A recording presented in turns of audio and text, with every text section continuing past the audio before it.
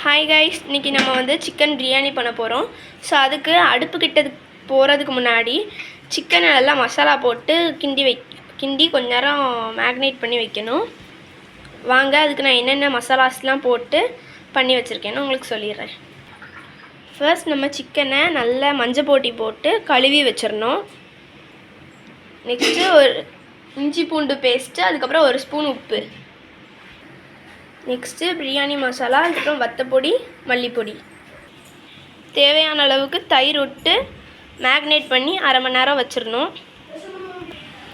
வெங்காயம்லாம் ஃபஸ்ட்டே நான் நிறையா வெட்டி வச்சுட்டேன். அதுக்கப்புறம் தக்காளி, பச்சை மிளகா, கல் உப்பு கொஞ்சம், சிக்கன் மேக்னேட் பண்ணி வச்சது, கீ, கோகோனட் ஆயில்.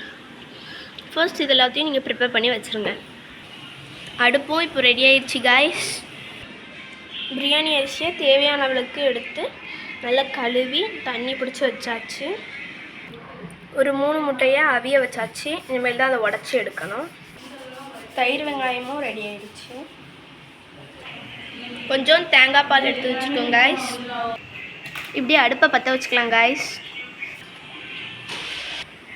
ஃபர்ஸ்ட் கொஞ்சம் ஆயில் ஊற்றிக்கலாம். அதுக்கப்புறம் கொஞ்சம் கீ போட்டுக்கலாம். கொஞ்சம் வெங்காயம் போட்டுக்கலாம். நெக்ஸ்ட்டு கிராம்பு, பட்டை, பெருஞ்சீரகம், ஏலக்காய் இது எல்லாத்தையும் போட்டுக்கலாம். தக்காளி, கொத்தமல்லி இலை, மிளகாய் எல்லாத்தையும் போட்டுடலாம். அதெல்லாம் வதங்கிறதுக்காக கொஞ்சோண்டு உப்பும் போடுறோம். மேக்னேட் பண்ணி வச்சுருக்க சிக்கனை இதுக்குள்ளே போட்டுடலாம்.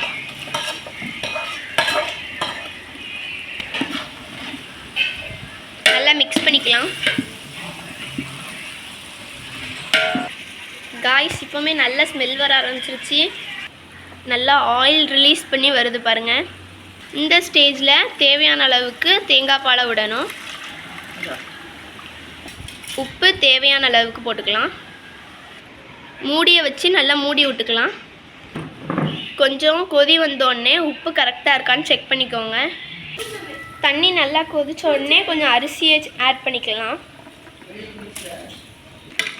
ஓப்பன் பண்ணிட்டு நல்லா கிளறி விடுங்க காய்ஸ். தண்ணி நல்லா வற்றிட்டு இப்போ மூடி தம் போட்டுடலாம் காய்ஸ்.